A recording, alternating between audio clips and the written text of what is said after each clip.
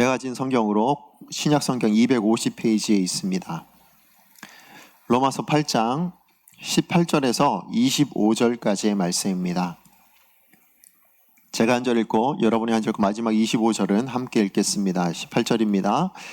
생각하건대 현재의 고난은 장차 우리에게 나타날 영광과 비교할 수 없도다. 피조물이 고대하는 바는 하나님의 아들들이 나타나는 것이니 피조물이 허무한 데 굴복하는 것은 자기뿐이 아니요 오직 굴복하게 하시는 이로 말미암음이라. 그 바라는 것은 피조물도 썩어짐의 종노릇한 데서 해방되어 하나님의 자녀들의 영광의 자유에 이르는 것이니라. 피조물이 다 이제까지 함께 탄식하며 함께 고통을 겪고 있는 것을 우리가 아느니라.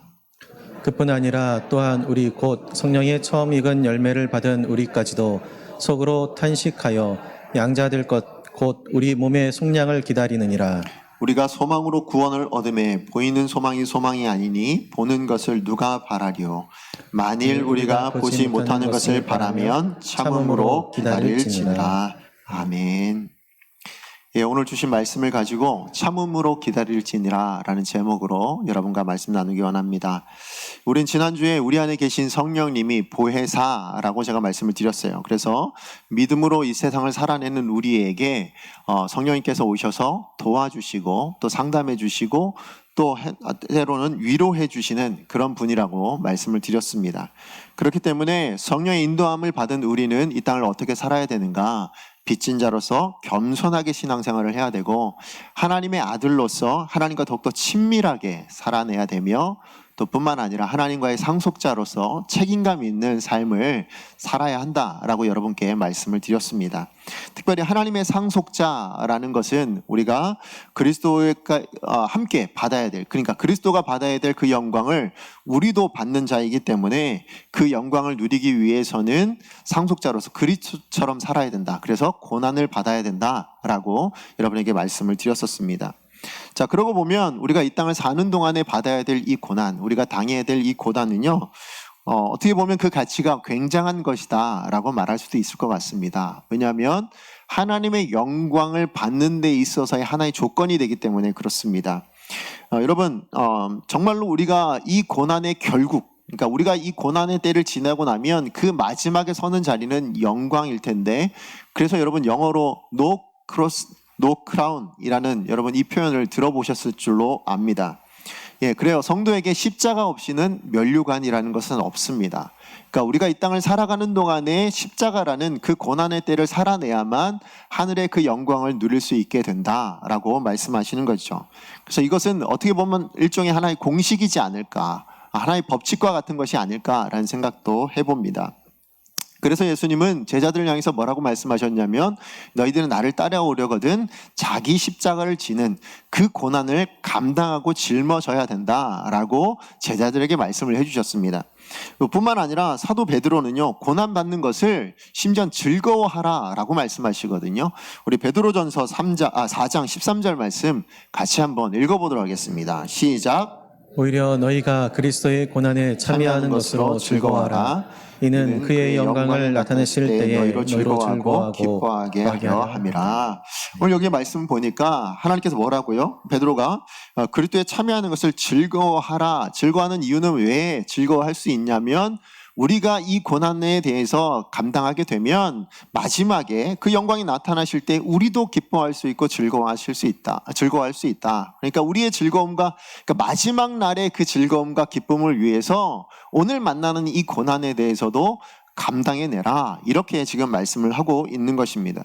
그래요. 하나님의 영광을 상속받기 위해서 다른 길은 없습니다. 고난을 꺼려하지 말아야 됩니다. 꺼려하지 말아야 된다는 말이 뭐 고난이 힘들지 않다 이런 말이 아니에요. 예, 고난이 힘들다는 건 저도 잘 압니다. 그러나 그 고난이요, 어떤 역할을 하죠? 우리가 한번 곰곰이 생각해 보면 이 고난 때문에 우리가 하나님을 얻고 또 오늘 말씀처럼 그리스도의 영광을 얻게 될 수도 있다라는 겁니다. 예, 우리가 삶의 자리마다 한번 생각해 보시면 우리가 이 세상에서 벗어나서 아니면 이 세상의 즐거움이나 아니면 안락함을 따르기보다 하나님을 더 깊이 만났을 때가 언제였습니까? 여러분 고난의 때 아니었습니까? 이 고난의 때가 만나지게 되면 우리가 하나님을 찾게 되고 하나님 앞에 나오게 되더라고요. 하나님만 의지하고 하나님만 간절히 찾게 되는 역사가 바로 이 고난의 때에 우리가 행하는 일들이더라는 것입니다. 그게 고난의 길이 주는 한 가지 유익이기도 합니다. 그러나 이 고난의 길은 힘듭니다. 어렵습니다. 그렇지만 힘들고 어렵다고 해서 우리가 누구를 대신해 보내거나 아니면 내가 누구를 대신 감당해 주거나 이럴 수는 없죠. 우리 모두가 다 그 길을 걸어야 하는 길, 그게 고난의 길이라는 것입니다. 말씀드리지만 고난의 길은 정말 걷기가, 그것을 걸어내기가 참 만만하지가 않습니다. 그래서 우리가 예수님 믿을 때요, 종종 이런 유혹에 받을 때가 있습니다. 이게 이런 고난을 당하는 게 그리스도를 믿는 대가라면 그렇다면 난 믿지 않을래 라고 하신 분을 제가 만난 적이 있거든요. 여러분 이런 유혹을 받을 때가 없었습니까? 내가 예수님 믿는데 이런 고난을 당해야 되면 왜 내가 예수님 믿어야 되지? 이런 생각 하신 적 없습니까?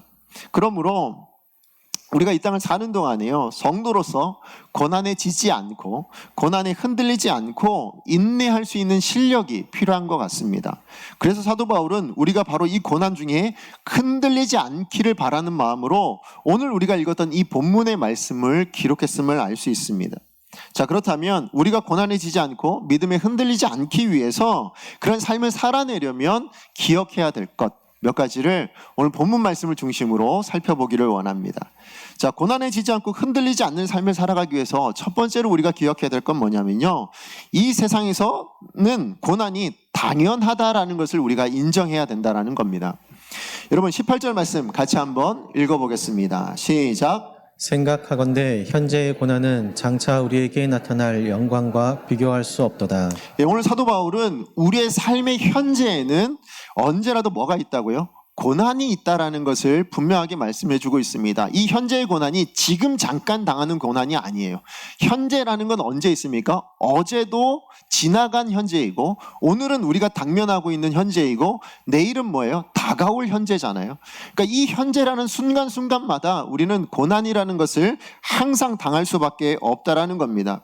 그러고 보면 우리 첫사람 아담 이후로부터 여러분 정말 지금까지요, 고난이 없었던 때가 있었을까요? 없습니다. 항상 우리 입에 뭐가 있어요? 힘들다, 어렵다, 이런 말이 항상 있지 않습니까? 그러니까 우리 부모님 세대에도 어렵고 힘들다고 얘기하고요, 우리 세대에도 사실은 그런 말들이 있습니다. 그런데 이 현재의 고난이 성도로 살아갈 때만 있습니까? 그렇지 않죠. 이 세상 사람들도 마찬가지로 다 힘들고 어렵고 아프다, 고통스럽다, 이렇게 이야기를 하고 있습니다. 게다가 사람만 이런 고난을 당합니까? 그런 것도 아닌 것 같아요. 우리가 주변을 돌아보면 사람으로 인해서 누구도요, 피조물들도, 이 세상의 모든 창조물들이 다 사실은 고난 가운데 있다는 것을 알 수 있습니다. 그것을 오늘 본문에서도 이야기하는데 22절에서 23절 말씀 함께 읽어보도록 하겠습니다. 시작. 피조물이 다 이제까지 함께 탄식하며 함께 고통을 겪고 있는 것을 우리가 아느니라. 그뿐 아니라 또한 우리 곧 성령의 처음 익은 열매를 받은 우리까지도 속으로 탄식하여 양자될 것 곧 우리 몸의 속량을 기다리느니라. 오늘 23절 말씀을 보니까 우리요, 성령의 인도함을 받는 우리도 뭘 하고 있다고요? 탄식이라는 걸 하고 있답니다. 우리도 탄식할 정도면 그러면 세상 사람들 당연히 탄식할 수밖에 없죠. 자, 그런데 그 탄식과 함께 또한 누가요? 피조물들이 다 탄식하고 함께 고통을 받고 있다고 22절에 말씀하고 있습니다. 결국 우리가 이 세상에서 탄식하고 고난을 받는 건 어떤 의미가 되냐면 온 피조물들이 다 고난 받는데 그 중에 한 부분으로서, 우리도 피조물이잖아요. 그러니까 우리도 피조물의 한 부분으로서 마찬가지로 고난을 받고 있고 고통을 받고 있는 거구나라는 생각을 할 수 있다라는 거예요. 자, 그렇다면 왜 이 땅에 있는 모든 피조물들은 다 고난 가운데 있게 됐을까요? 이것은 인간의 책임이 굉장히 큽니다. 첫사람 아담이 범죄함으로 말미암아 뭐가 있었죠? 하나님께서 형벌을 내리셨거든요. 그러니까 하나님께서 사망을 선포하셨습니다. 그때 그 형벌이 인간에게만 주어진 것이 아니라 뭐예요? 땅이 저주를 받고 그 시로부터 온 우주 만물이 다 그 형벌을 당하게 되었다라는 것입니다. 여러분, 그래서 기억하십니까? 인간이 처음 타락했을 때에 동물 하나가 죽임을 당했어요. 언제 죽임 당했을까요? 우리가 가죽옷을 입었을 때. 그죠? 아담과 하와가 가죽 옷을 입었을 때 그 가죽이 어디서 났을까요? 동물 하나를 하나님께서 죽이셨다고 저는 생각합니다.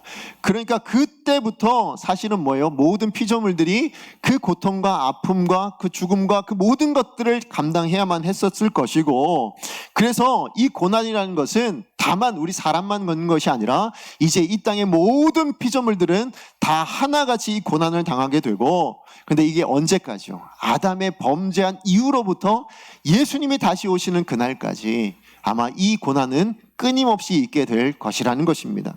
그런데 더 문제는 뭐냐면 이렇게 현재의 고난이 없어지지 않는데요. 근데 이 고난이 고난되는 이유가 뭘까요?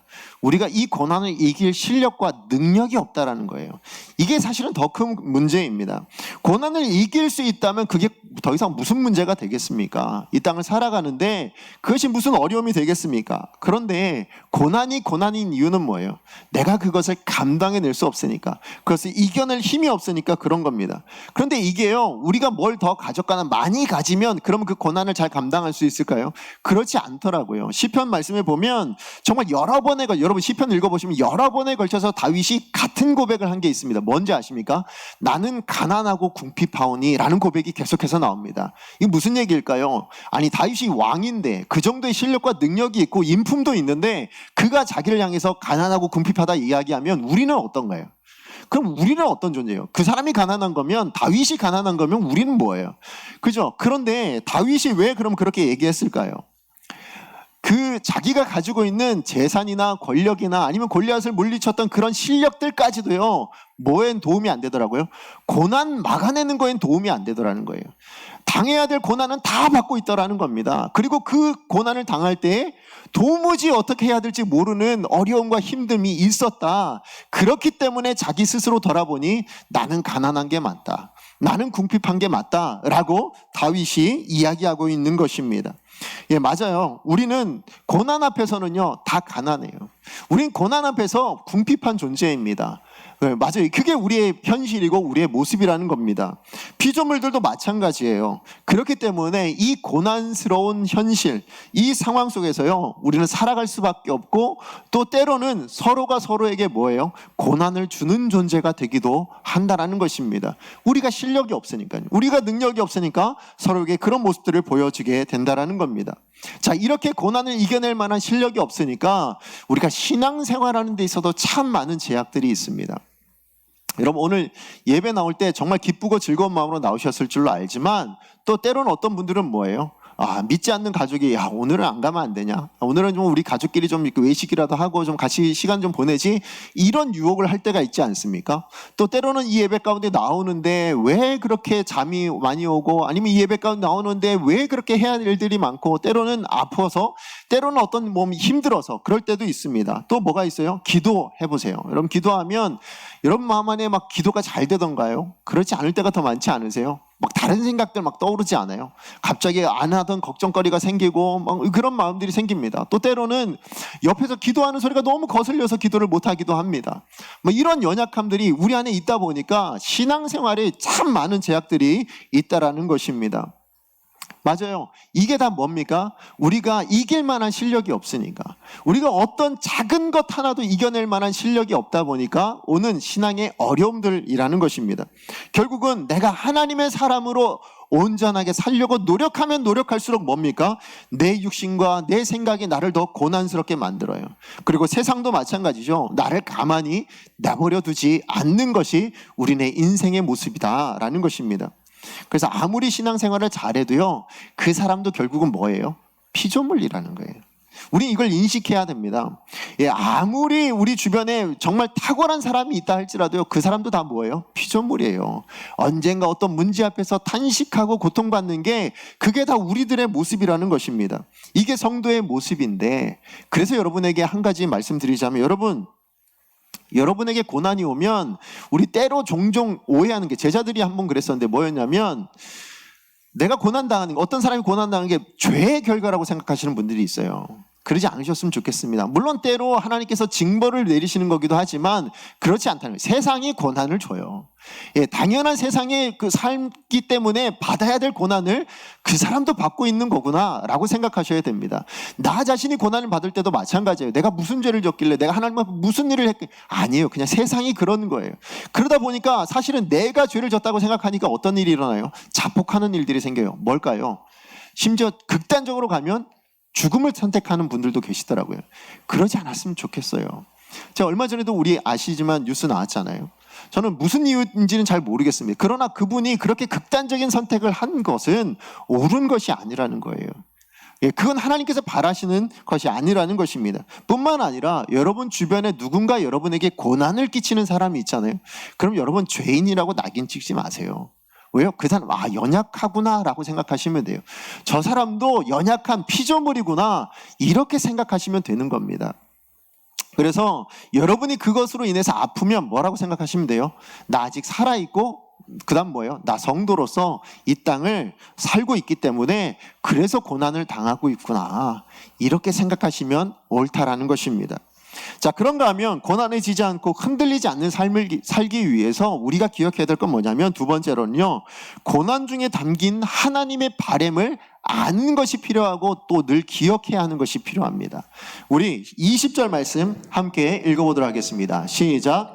피조물이 허무한데 굴복하는 것은 자기의 뜻이 아니요 오직 굴복하게 하시는 이로 말미암음이니라. 예, 오늘 말씀에 보니까 피조물이 허무한데 굴복하고 있다고 얘기하고 있어요. 자, 여기 허무함이라는 게 뭘까요? 허무함. 이건 사실은 사망을 이야기하는 거예요. 하나님이 내리신 형벌. 그러니까 우리가 죽으면 다 뭐예요? 뭐 다 소용없지 않아요? 그죠? 내가 아무리 돈을 많이 벌어도 소용이 없고요. 내가 아무리 지식을 많이 가지고 아무리 많은 것들을 가지고 있다 할지라도 죽으면 끝인 거예요. 그러니까 허무하다라고 말할 수밖에 없어요. 그러니까 피조물이 다 이 허무함이 있어요. 아무리 아름다운 꽃을 피워도 결국은 죽게 되어 있고요. 아무리 풍성한 잎을 맺어도 결국은 죽게 되어 있습니다. 그래요. 이렇게 다 굴복하게 되어져 있습니다. 그러나 모든 피조물이 이렇게 허무한데 굴복하게 되는 것이 하나님의 계획의 끝인가?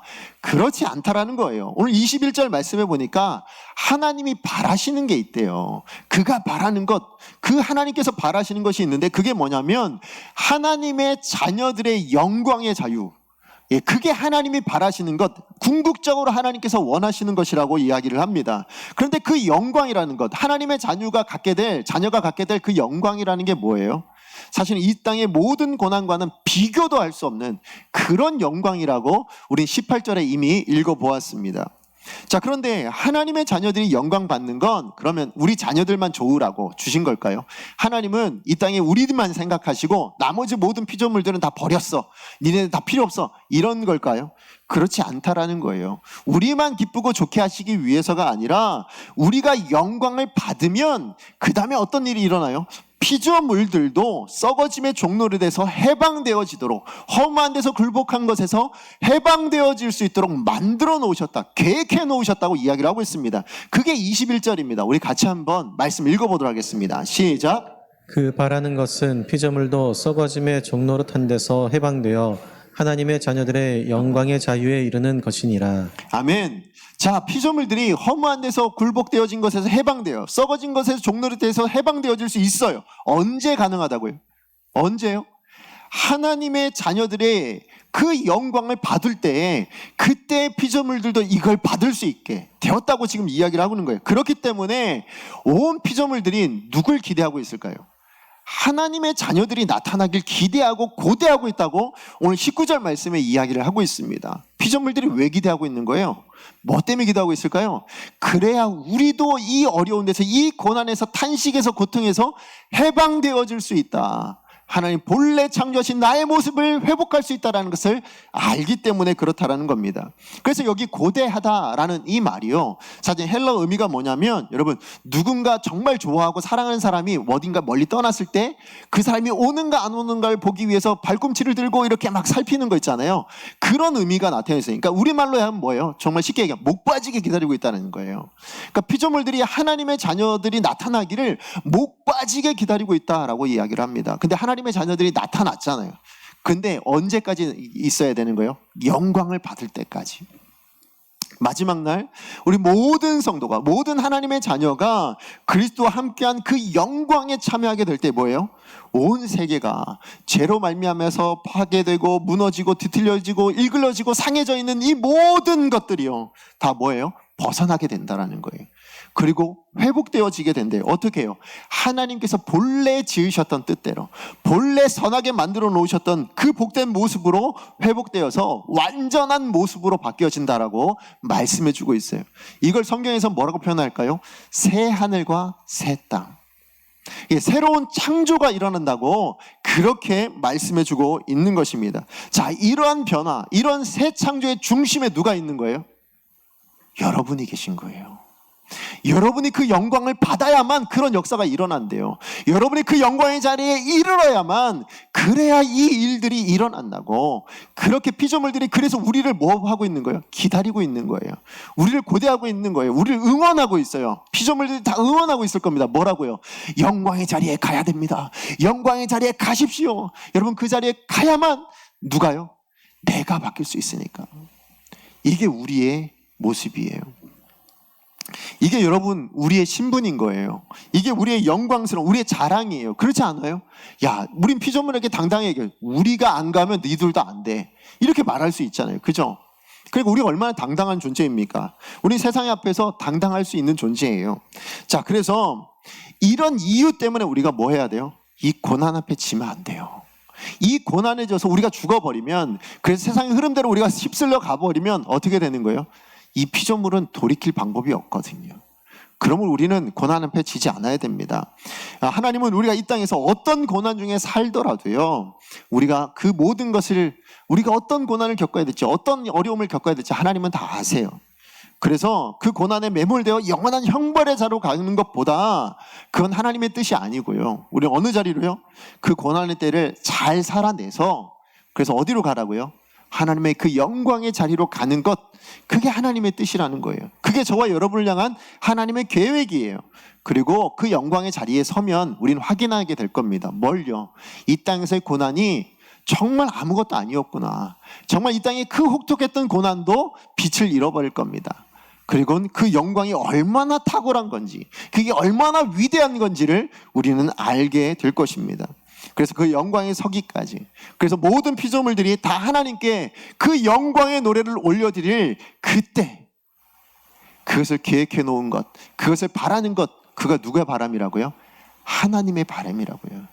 근데 누구를 향해서 그걸 함께 만들어가기를 원하시는 거예요? 여러분, 우리와 함께 만들어가기를 원하시는 거예요. 이 피조 세계가 새하늘과 새 땅 되어지는 데 있어서 우리 같이 가자. 내가 너와 함께 하기를 원해. 그렇게 얘기하신 거예요. 내가 해야 하나님 영광의 자리에 이 피조물들도 설 수 있다. 그게 하나님 계획해 놓으신 거예요. 그게 하나님의 소망이에요. 여러분에게 그 소망이 있습니다. 마지막, 세 번째로, 우리가 고난에 지지 않고 흔들리지 않는 삶을 살아가려면 우리가 기억해야 될 건, 마지막은 뭐냐면요, 하나님의 약속을 소망하면서 오늘을 인내로 순종하며 살아야 된다는 겁니다. 우리 25절 말씀 함께 읽어보도록 하겠습니다. 시작. 만일 우리가 보지 못하는 것을 바라면 참음으로 기다릴지니라. 우리가 사는 세상은요, 온 세상 피조물이 다 허무한데 굴복한다고 말씀을 드렸어요. 그래서 탄식이 있고 고통이 있는 그런 자리라고 말씀을 드렸습니다. 그래서 우리는 하나님께 종종 이 고난 앞에서 기도하게 되죠. 뭐라고 기도합니까? 이 고난이 사라지게 해주십시오. 이 고난이 없어지게 해주십시오. 이 고난을 이겨내게 해주십시오. 이렇게 기도를 합니다. 근데 사실 기도는 무슨 문제가 있겠습니까? 기도는 얼마든지 가능하지만 문제는 뭐예요? 고난이 사라지고 우리 신앙생활이 쉬워지는 삶이 없더라는 거예요. 그게 흔하지 않더라는 게 문제라는 거예요. 우리가 아무리 기도해도 고난이 없어진 삶을 이제 계속 살아오셨습니까? 그러지 않죠. 신앙생활이 편해지셨습니까? 그러지 않아요. 하나의 고난이 끝났는가 싶으면 또 다른 고난이 찾아옵니다. 재물의 고난이 끝나면 건강의 고난이 올 때가 있고요. 건강의 고난이 끝나면 자녀의 문제가 올 때가 있고요. 자녀의 문제가 끝나면 배우자의 문제가 올 때가 있습니다. 사업장의 문제가 올 때가 있습니다. 참 많은 고난들이 우리 가운데 끊임없이, 어떻게 그렇게 끊임없이 오는지 잘 모르겠습니다. 이럴 때 그 고난을 넉넉히 이기고 세상을 바꿀 만한 어떤 힘과 능력을 하나님께서 주신다면 얼마나 좋겠습니까? 그렇죠? 그게 우리의 바람입니다. 바람이고 우리의 소원 아닙니까? 그런데 하나님이 결코 그래 보신 적이 없다라는 거예요. 그런 능력을 주시지 않으시더라는 거예요. 정말 우리가 전도 한번 해보시면 뭐예요? 우리가 전도하면 그래요, 내가 예수님을 주로 고백하겠습니다, 이래주면 얼마나 좋습니까? 근데 너나 믿으세요부터 시작해서 전도지를 다 그냥 버리고 가시는 분들, 그냥 외면하고 차가운 눈길들이 훨씬 더 많습니다. 그렇죠? 또 뭐가 있습니까? 요즘 코로나19 같이 이렇게 힘들고 어려울 때 하나님, 우리가 딱 기도하면 코로나19 싹 사라지고 그래서 우리가 정말 기쁘게 예배하고 이러면 얼마나 좋습니까? 근데 이게 벌써 몇 개월째예요. 하나님께 들어주시지 않고 있잖아요. 여러분, 또 동성애 같은 문제 요즘 또 많이 일어나고 있죠. 차별금지법과 관련해서 여러 문제들이 있습니다. 이럴 때 우리가 하나님 앞에 기도해서 하나님, 저들이 하나님의 뜻에 그들의 마음이 맞춰지게 해주십시오, 이렇게 기도했을 때 다 맞춰주시면 그럼 얼마나 좋아요. 그럼 우리 신앙생활 참 편하게 그렇게 신앙생활을 할 수 있지 않겠습니까? 그런데요, 하나님은 그렇게 하시지 않으시더라고요. 그런 능력을 주신 적이 없습니다. 오히려 오늘 주신 말씀을 보자면 뭐라고 하시는 거예요? 참고 기다리라고 얘기하고 계세요. 오히려 이 고난의 때, 힘들고 이 어려운 때를 참고 인내하라고 그렇게 말씀하고 있다라는 겁니다. 하루하루를 그렇게 살아내라고요. 이 고난의 때를 그냥 훌쩍 뛰어넘게 만들지 않으시고요, 그냥 그때를 하루 살아내고 그때를 참고 하루 또 살아내라, 이렇게 말씀하고 있더라고요. 여러분, 출애굽기를 보다 아시잖아요. 홍해를 딱 건너면 이스라엘 백성들이 뭘 기대했을까요? 약속의 땅 가나안으로 훌쩍 뛰어넘었으면 좋겠는데 뭘 거쳐야 돼요? 광야를 건너뛰게 하지 않으시고 그 자리를 건너가게 하시더라고요. 그게 오늘 우리가 사는 인생들이랑 비슷하다라고 생각이 됩니다. 자, 근데 하나님께서 그냥 이 땅을 우리로 살아가라고 하시지 않으시고요, 사실 능력을 주긴 주셨어요. 여러분, 정말로 우리가 이 땅을 살아가는데 하나님께서 능력을 주십니다. 자, 그런데 어떤 능력을 주셨냐면, 여러분, 초대교회를 보시면 압니다. 하나님께 주신 능력. 초대교회에서 어떤 능력을 주셨냐면 권능을 주셨다고 얘기해요. 권능. 네. 자, 우리 한번 사도행전 1장 8절 말씀 같이 한번 읽어보도록 하겠습니다. 시작. 오직 성령이 너희에게 임하시면 너희가 권능을 받고 예루살렘과 온 유대와 사마리아와 땅끝까지 이르러 내 증인이 되리라 하시니라. 아멘. 오늘 여기 말씀을 보니까 이제 초대교회 성도들이 이제 사실 제자들이 얼마 없잖아요. 그러니까 이제 예수님을 증거하기 시작합니다. 그래서 증인이 되어야 해요. 이제 증인의 삶을 살아내야 되는데, 근데 이 증인의 삶이 참 만만치 않죠. 진짜 고난과 핍박이 있잖아요. 그러니까 하나님께서 권능을 있어야만 할 수 있다라고 얘기하세요. 너희들 증인으로 살려면 니네 능력으로 안 돼. 내가 하늘나라 올라가면 성령을 보내줄 텐데 그 성령이 임하시면 너희가 권능을 받을 거고 그때 비로소 온전한 증인이 될 수 있어, 이렇게 얘기를 하셨어요. 자, 근데 여기서 말하는 권능이라는 게 뭐냐면 사실은 디나미스예요. 헬라어로. 여러분에게 몇 번 말씀드렸던 것 같습니다. 이건 뭐냐면 다이나마이트처럼 정말 작지만 그 안에 엄청난 능력이 내재되어 있어서 그 폭발적인 힘, 능력, 이게 바로 디나미스라는 권능이라는 말이에요. 자, 그런데 우리가 이런 권능이라고 생각하면 보통 생각하는 능력이 뭐예요? 꼴등인데 1등 되는 능력이라고 생각합니다. 맞던 사람이 맞때리는 사람으로 바뀌는 능력, 이걸 우리는 사실은 생각하기가 쉽습니다. 내가 꼴찌였는데 앞으로 더 나아갈 수 있는 능력, 아니면 정말 작았는데 커질 수 있는 능력, 이게 우리는 권능을 받는 사람이 가지는 모습이지 않을까 라고 생각하기가 쉽습니다. 자, 그런데요, 여러분, 사도행전을 한번 읽어보세요. 자, 분명히 예수님께서는 1장 8절에 너희가 권능을 받을 거라 얘기를 했습니다. 그리고 증인의 삶을 살 거라 얘기했어요. 자, 그런데 그 이후로 살아낸 삶의 제자들의 모습이 어때요? 1등이 되었나요? 여러분, 승리하는 사람들이었나요? 아니면 뭔가 내 적을 다 물리치고 그런 삶을 살았습니까? 그런 모습 보이지 않습니다. 여러분, 사도행전 읽어보시면 다 어떤 모습이에요? 매를 맞고 감옥에 가고 죽임을 당하고, 이게 다 누구의 모습이었다고요? 그 당시 증인된 사람들의 모습이었어요. 그래서 사실은 증인의 헬라어 원어가 뭔지 아십니까? 순교란 뜻입니다. 순교. 자, 그렇다면 여러분, 일예로 베드로를 한번 보세요. 베드로 이전에 제자들이었을 때 어땠어요? 예수님 십자가에 잡히시던 날 어떻게 됩니까? 종들이 와가지고요, 여종이 와가지고 뭐라 그래요? 저 사람도 예수님과 함께 있었던 사람입니다. 3번 동안 어떻게 했어요? 부인했었죠. 자, 그런데 이 베드로가요, 성령을 받고 이 권능을 받고 난 다음에 어떻게 됐어요?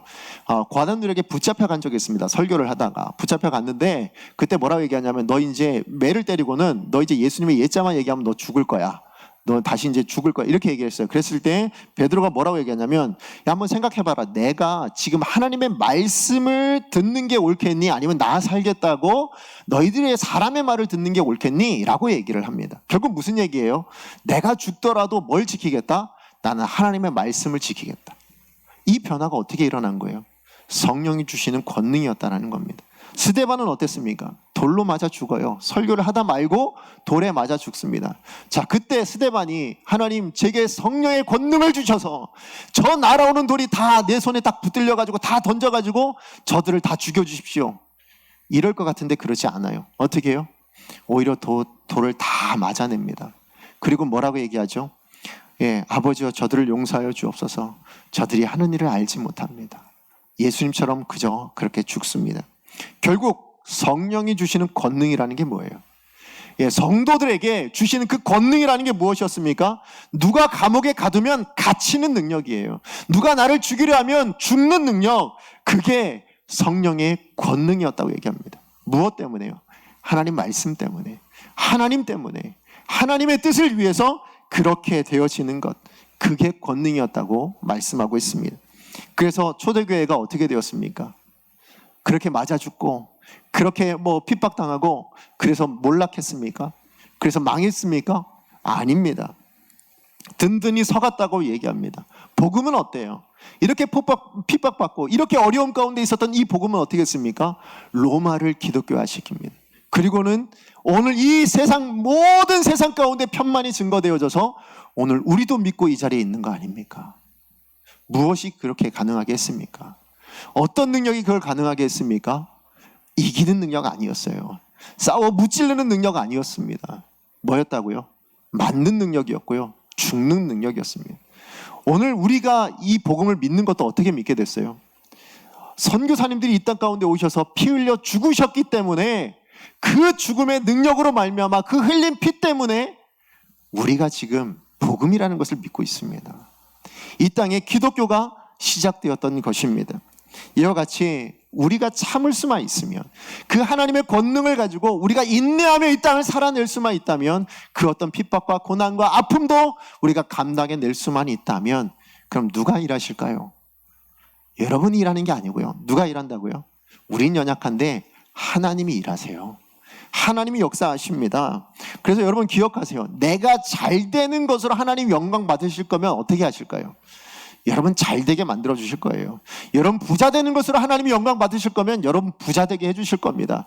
여러분 어떤 권력을 가지고 하나님이 영광 받으실 거면 여러분에게 권력을 주실 거예요. 그러나 여러분 가난해지는 것으로 하나님이 영광 받으신다면 어떻게 하시겠습니까? 여러분이 죽는 것으로 하나님이 영광 받으신다면 여러분 어떻게 하시겠습니까? 여러분 가난해지실 수 있겠습니까? 여러분 죽으실 수 있겠습니까? 여러분 우리 하나님 말씀 앞에서는 좀 지는 사람이 됐으면 좋겠습니다. 하나님의 뜻 앞에서는 좀 질 수 있는 사람이 되었으면 좋겠습니다. 하나님이 말씀하신다면 그 앞에서는 내가 죽을 수도 있는 그런 사람이 되었으면 좋겠습니다. 그게 성령이 주신 권능이에요. 여러분 그 권능이 있으십니까? 여러분 그 능력이 있으십니까? 그래서 오늘 사도 바울이 이야기하는 겁니다. 이 고난의 때를 어떻게 살아가라고요? 그 권능을 붙들고 참고 인내하며 기다리라고요. 하나님이 역사하실 때까지, 하나님이 일하실 때까지, 그래서 우리의 삶에 그 영광을 만들어내실 때까지 기다릴 수 있으라고 그렇게 말씀하고 있는 것입니다. 말씀의 결론을 맺습니다. 여러분 우리는 어쩌면 강물을 거스러 올라가는 연어와 같은 모습이 아닐까라는 생각을 제가 해보게 됐습니다. 여러분 연어에게요, 연어 참 연약하잖아요. 그죠? 참 연약합니다. 예, 그래서 참 연어는요 뭘 못하냐면 강물의 흐름을 바꿀 수가 없어요. 그죠? 강물은 항상 바다로 흘러내려가잖아요. 그냥 아래로 흘러내려간다고 봅시다. 그러면 이 연어가 너무 힘들고 어려우니까 나 지금 저 상류로 가야 되는데, 내 고향으로 지금 가야 되는데 너무 힘들다. 야, 물 바꿔. 해가지고 물 흐름을 바꿀 수 있나요? 그럴 수 없어요. 그죠? 그저 거슬러 올라가야 합니다. 내가 살아있으니까 거슬러 내는 겁니다. 죽으면 어떻게 돼요? 그냥 떠내려 흘러갈 수밖에 없어요. 우리네 인생도 마찬가지예요. 하나님이 저와 여러분을 연어처럼 부르신 거지, 여러분 뭔가 다른 어마어마한 능력을 주셔가지고 세상 흐름을 바꿔내라고 여러분 부르신 거 아니에요. 여러분이 빛이요 소금이라고 부르심을 받았다고 생각하는데 빛이 막 세상을 불태우는 건가요? 그렇지 않아요. 세상은 뭐예요? 그냥 어두운데 거기서 빛을 내면 바뀌는 거예요. 그렇죠? 세상의 흐름을 거슬러라는 거예요. 어둡지 말고 빛내라는 거예요. 거슬러 살아라는 거예요. 연어처럼 정말 힘들고 어려운 세상은 이건 당연한 거야. 근데 이 당연한 삶을 너희들은 살아있으니까, 내가 너희를 살려냈으니까 그 흐름에 너희들의 몸을 맡기지 말고, 그래서 영원한 형벌의 자리로 가지 말고 거슬러 올라서 그 영광의 자리로 올라오라고 그렇게 우리 가운데 말씀하시는 거예요. 그래서 우리 가운데 능력을 주셨어요. 무슨 능력이요? 그 거슬러 올라갈 때 당해하는 그 고난을 인내하는 능력이요. 그것을 감당해낼 수 있는 능력을 주신 거예요. 예, 그게 우리입니다. 여러분, 세상의 흐름 바꿀 수 없어요. 우리는 연약한데요. 그러나 반드시 바뀌어질 날이 옵니다. 언제요? 우리가 인내하고 하나님 나라에 서게 되면 그땐 바뀌어질 겁니다. 그땐 확인하실 수 있을 겁니다. 나 잘 살았다고, 나 정말 잘 살았다고 이야기할 수 있을 거예요. 그래서 여러분에게 권면드리고 싶습니다. 여러분, 이 세상은 흐름이 악을 향해서 가요. 근데 이 흐름이 뭐라고 이야기하냐면 약육강식이에요. 그죠? 강한 자가 약한 자를 먹어요. 강한 자가 약한 자를 밟고 서요. 그게 우리 세상이에요. 기업들이 다 뭐예요? 여러분, 제가 얼마 전에 뉴스 보니까 삼성전자와 LG전자, 애플이 막 서로 싸우고 이런 것들이 있잖아요. 왜요? 밟고 일어서지 않으면 이길 수가 없으니까요. 1등 해야만 산다고 생각하니까요. 그러니까 서로 잘 되고 있으면서도 서로 막 견제하고 싸웁니다. 이게 세상이에요. 이게 세상의 방식이에요. 그런데 성도는 그렇게 부르심 받지 않았습니다. 밟고 일어서는 사람들 아닙니다. 오히려 밟으라고 등을 내어주는 사람이어야 합니다. 그렇게 죽어줄 수 있어야 합니다. 그래야 세상이 뭐라고 얘기할까요? 저 사람들은 다르구나. 저 사람들은 뭔가 다르네. 우리랑은 다른 방식으로 살아. 세상은 바보라고 이야기할지 몰라도요, 그게 하나님 앞에서는 인정받는 삶이라는 것을 여러분 기억하셨으면 좋겠습니다. 그래서 저는 여러분이 하나님 나라에 섰을 때 우리 사도 바울처럼 이렇게 고백할 수 있었으면 좋겠어요. 뭐라고요? 내가 죽는 날까지 이 선한 싸움을 싸우고 달려갈 길을 마치고 믿음을 지켜냈습니다. 하나님 말씀대로 살아내는 이 말씀을 지켜냈습니다. 하나님, 나 잘했죠? 그래, 너 잘했다. 이런 칭찬과 이런 사랑의 교제가 일어나는 저와 여러분의 마지막 날 되었으면 좋겠습니다. 그렇습니다. 우리 이제 기도했으면 좋겠는데요. 여러분, 이 세상은 고난이에요. 예, 사람도 고난을 주고요, 세상의 환경도 우리에게 고난을 줍니다. 근데 그것을 꺾어야 하고 이겨야 하고 밟고 일어서야 하고, 그게 우리의 모습 아닙니다. 하나님은 우리에게요, 지라고, 아니 지지 않더라도 참으라고, 견디라고 그렇게 말씀하셔서 그걸 위해서 권능이라는 걸 주셨어요. 여러분은 어떻게 살고 계십니까? 여러분, 그 권능이 있습니까? 지난 한 주간의 삶 동안에 그 권능이라는 것이 나타나셨습니까? 만약에 없었다면 여러분, 세상과 똑같은 방식으로 여러분이 하나님께서 허락하신 그 생명을 생명으로 사용하지 못하고 살아내고 있는 겁니다. 하나님, 우리 주어진 이제 한 주간, 또 한 주간을 살아내야 되는데, 하나님, 이 한 주간 정말로 생명을 가지고 하나님 주신 권능을 가지고 한 주간 살아내게 하여 주시옵소서.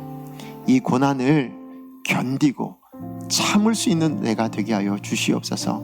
그걸 참아내면 그 마지막의 자리에는 하나님이 베풀어 주실 영광이 있다라는 것을 기억하고, 하나님, 내 하루 그렇게 하루 힘들고 어렵지만 그렇게 묵묵히 살아낼 수 있는 바보 같은 그 우직스러움이, 그 믿음의 우직스러움이 우리 가운데 있게 하여 주시옵소서. 우리 다 같이 이렇게 기도해 보시고, 우리 그래서 이번 한 주간 그 하나님이 주신 권능으로 한 주간 살아내시는 저와 여러분 되기를 간절히 축복합니다. 함께 기도하겠습니다. 주여 능력을 주옵소서. 한 번에 주 하나님 앞에 기도합니다. 주여 능력을 주옵소서.